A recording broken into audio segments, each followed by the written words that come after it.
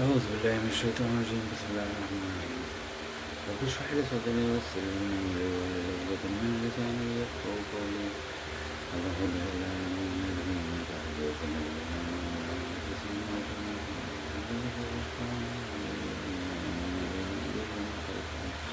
تنجينا من الذين يشاءون بديع السماوات والأرض ولا هو العلي العظيم صدق الله العظيم.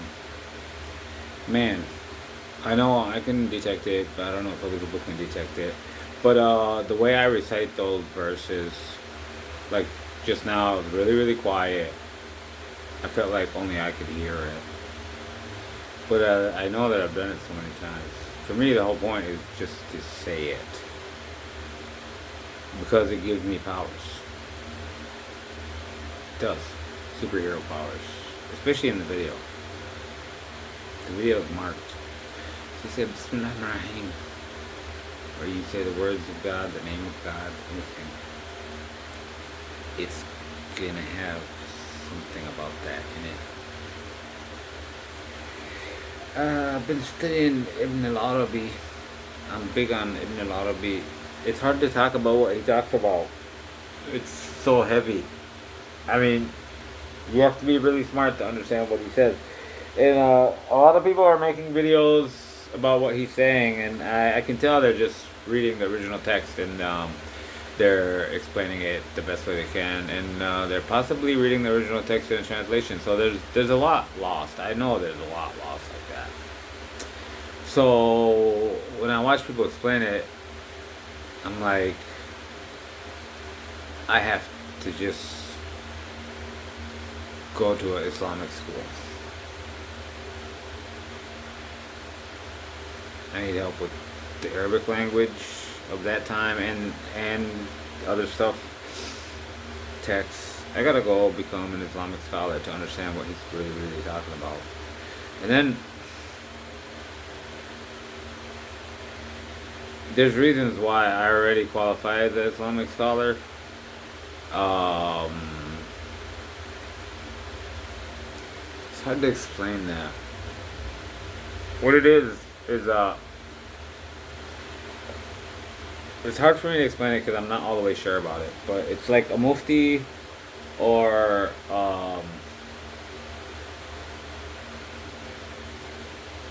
like a muhaddith, like a high ranking scholar calls you a scholar. That makes you a scholar. Or if he says that you have scholarly knowledge, you have knowledge level of a scholar.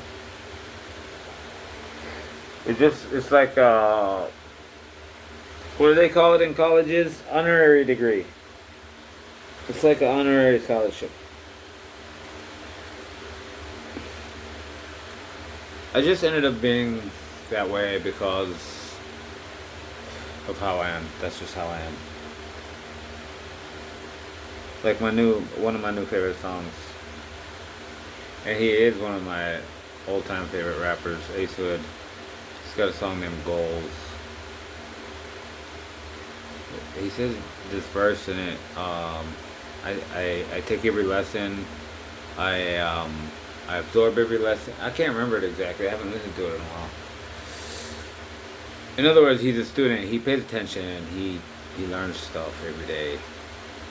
Like, in other words, he might get into something bad because he's there to learn. So I understood that. Um,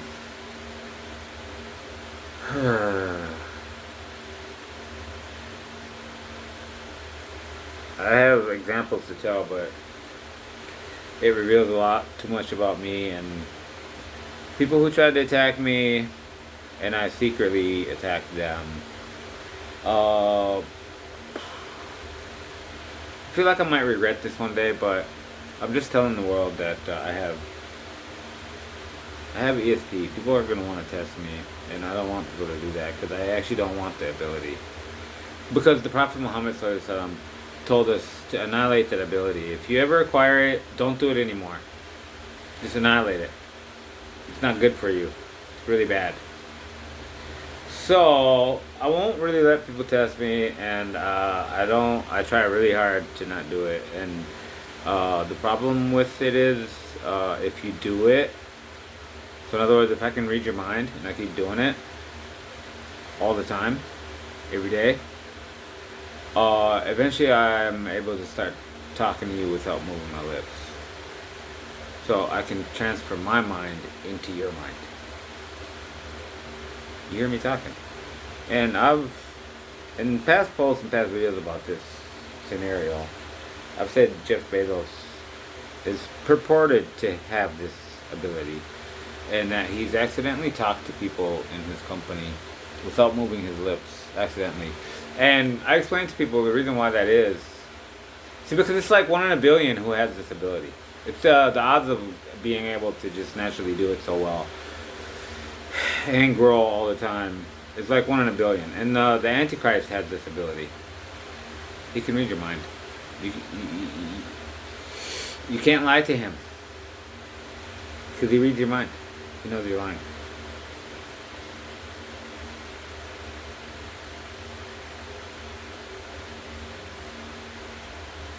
That's part of the reason why he tricks everybody to think that he's God.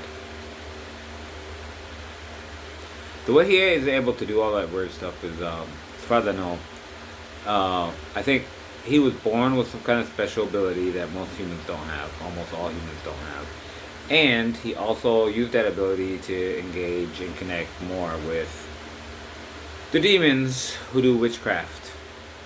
So when you get high enough in witchcraft, you don't have to actually do the spell. You just say, "Hey, do that.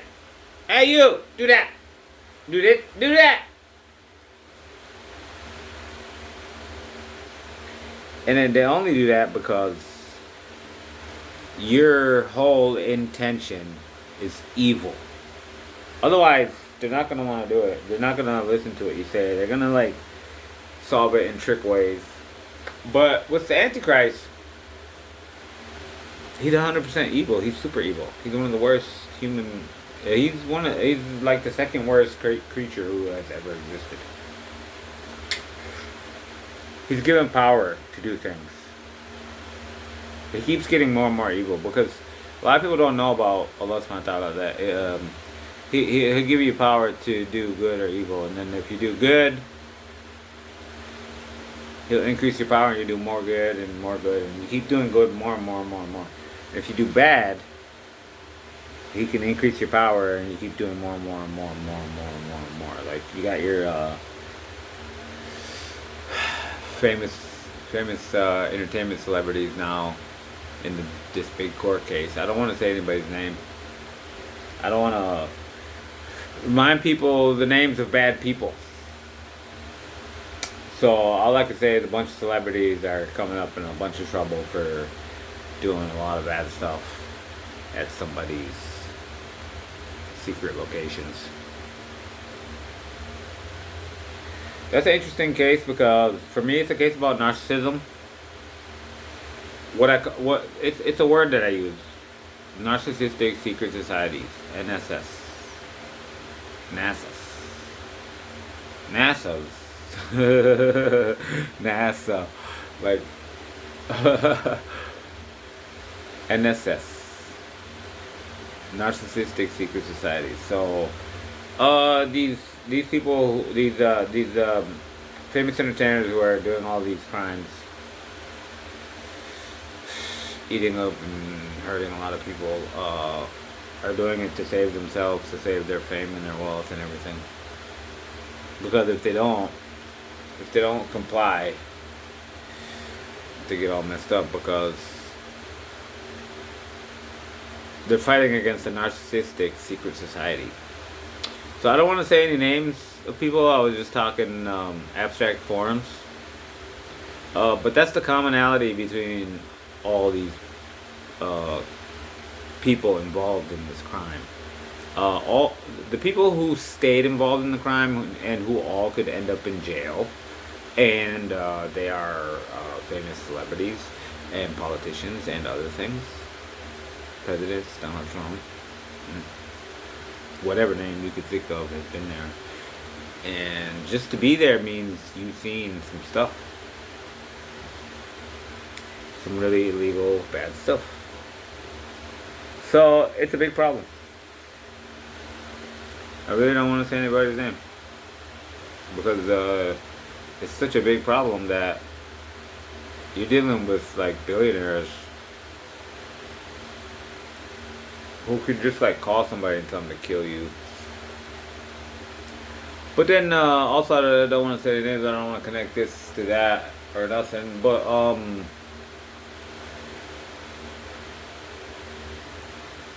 I have this Ilham that came to me. It's Ilham. Ilham is revelation from God through your brain, without angels, without anything. It's just you just figure something out, and it feels really weird. It feels like you only understand this if you've had it a bunch of times. So if you haven't had it before and you're just looking for your first experience of Ilham, I'm not teaching you how to do that.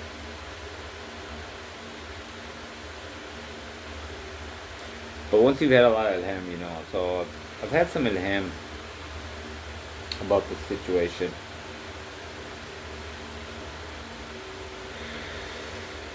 I get a lot of Ilham. It's troubling. A lot of it's really, really troubling. It's hard. It's like, it's, to me, sometimes Ilham is like this. Don't you know, boy, that this is going on, this and this and this? What is wrong with you? But there's nobody hitting you. There's no voices. You don't hear voices. But it's just a powerful, powerful, like, I have the answer. How did I get that? Like, I'll give an example of my first real understood Ilham. Like, very understood. Sometimes I say it was my first ever Ilham, but I don't, after thinking about it a long time, it wasn't. Because sometimes after you figure out what Ilham is, if you are getting Ilham, once you figure out what it is, then you go back in time and you're like, wait, that was, oh, I know what that meant now, and I know what that meant, and I get it now. Oh, man. God is giving me messages all throughout life, but I'm just not listening.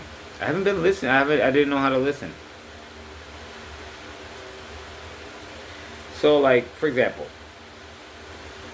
this one brother, the first time I ever heard him make a Zen, I won't say anybody's names right now anymore. I just don't want to.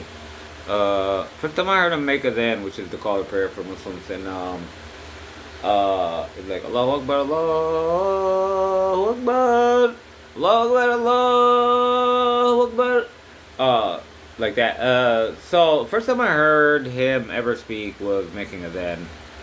And I had just met him, and as he's making the advance, Ilham came to me. Very, very weird.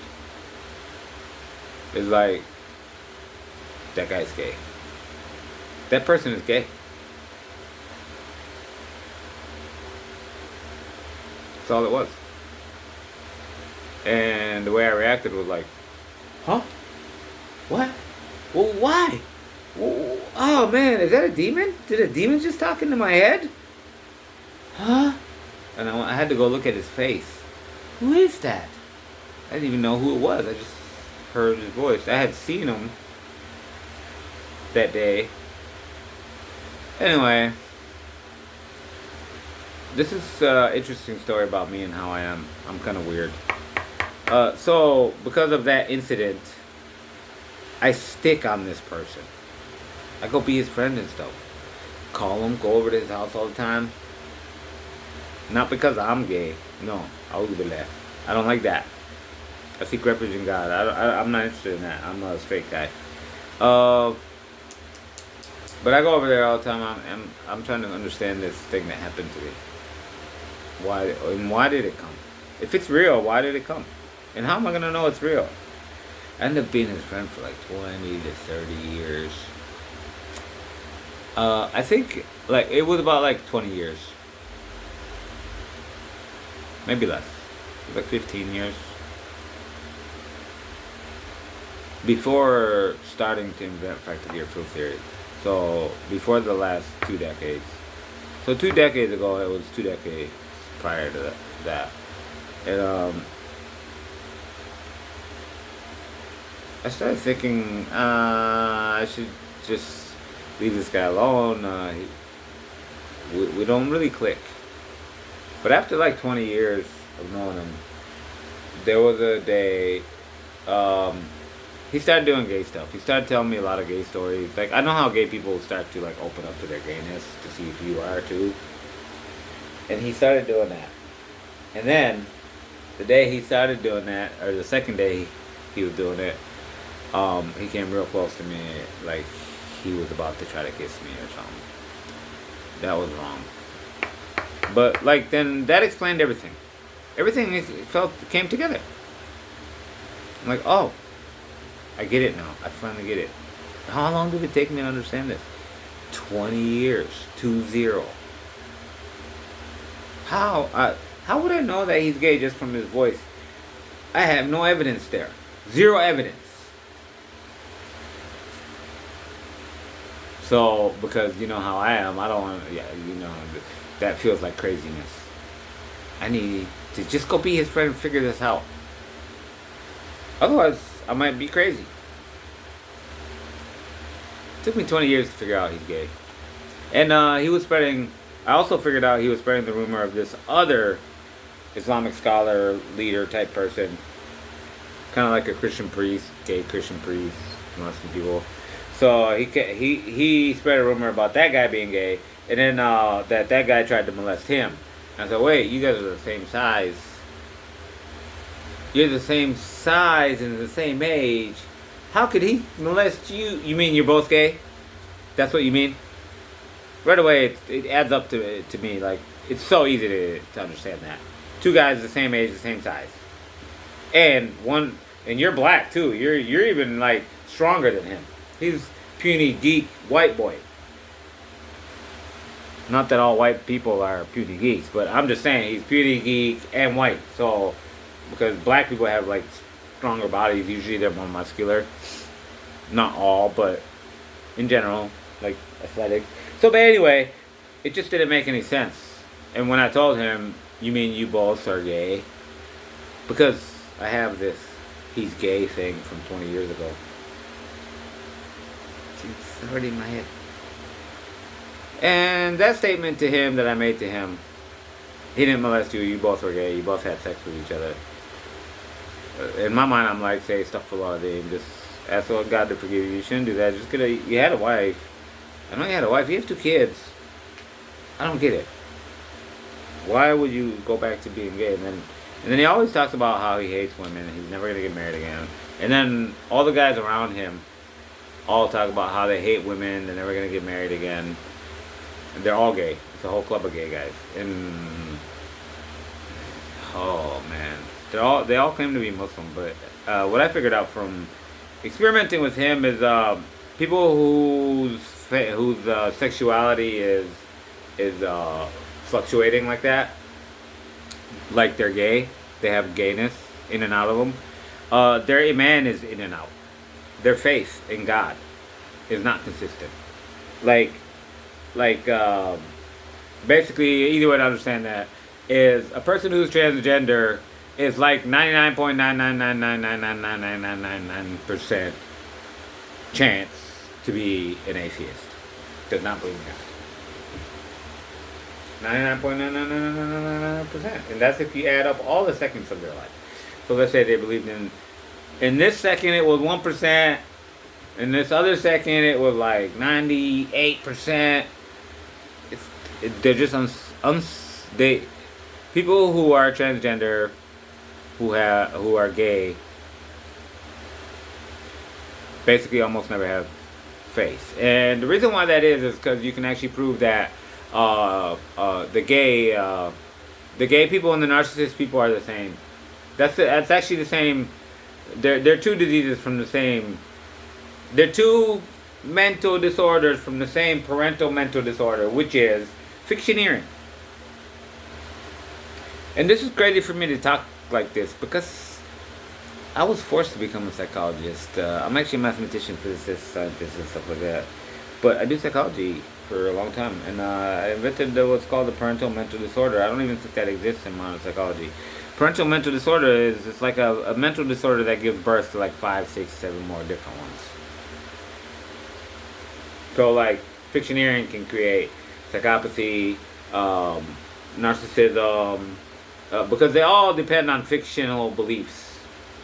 So you need fictioneering, and it's kind of strange how you build up these structures of how you have a parental mental disorder and you have these like children mental disorders. It's kind of weird. It's like it's this programming code you do, and you build up this mathematical formulation, and then it's like a tree. It's like trees. It looks like trees. It's fractal forms. You apply fractal geometry and fractal mathematics to psychology, and then you're like, oh, there's a parent here, because in every fractal form there's always a parent. So like if there's a black hole, who's the parent of the black hole? Some stars. Who's the parent of those stars? These atoms. Who's the parent of those atoms? These electrons and these quarks and these this and these this and that and that. So there's this parental structure going on with fractal forms. That's kind of the whole concept of creating a parental mental disorder. It's just to kind of illustrate parental fractal forms. So the whole universe is fractal formed. Wow.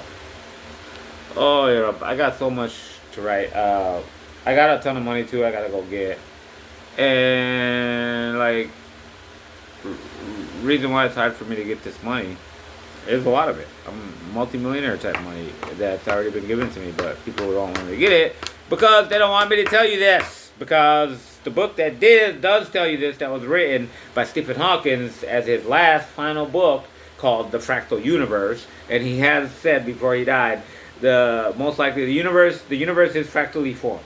And so then that comes right after the publication of fractal gear field theory, and then his last video on Smithsonian Network, he shows the fractal gears on the table, and he talks about how we can go to space, and like all that's totally obvious to me, but it's not all the way clear to most other people. So I just say, look at his table. Go to Smithsonian Network on YouTube, or find somebody who has it, like me or other people, before they delete it and try to hide it, because he had a whole table filled with all different fractal forms. Like fractal forms I never published, but I had in my computer. So I talk about how people used to be inside my house, hacking my computer, stealing all my data and mathematics and formulations and CAD and all this stuff.